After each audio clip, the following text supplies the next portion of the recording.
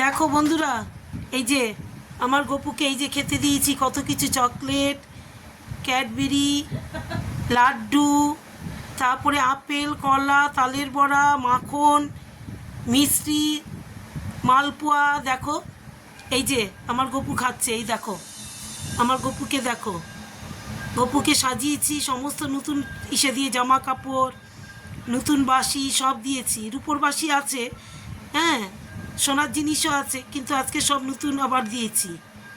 এইবার এই দেখো আমাদের কৃষ্ণ ঠাকুর, এই দেখো, এই দেখো গপু, আমার গপু এই দেখো খাচ্ছে, এই দেখো খেয়েছে, এই দেখো, এই দেখো আমাদের গুরুদেব, মা লক্ষ্মী, বাবা ভোলানাথ সবাইকে দিয়েছি খেতে।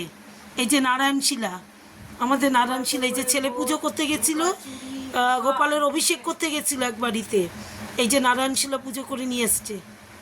এই দেখো, তোমরা কমেন্ট করে আমাকে জানিও কেমন।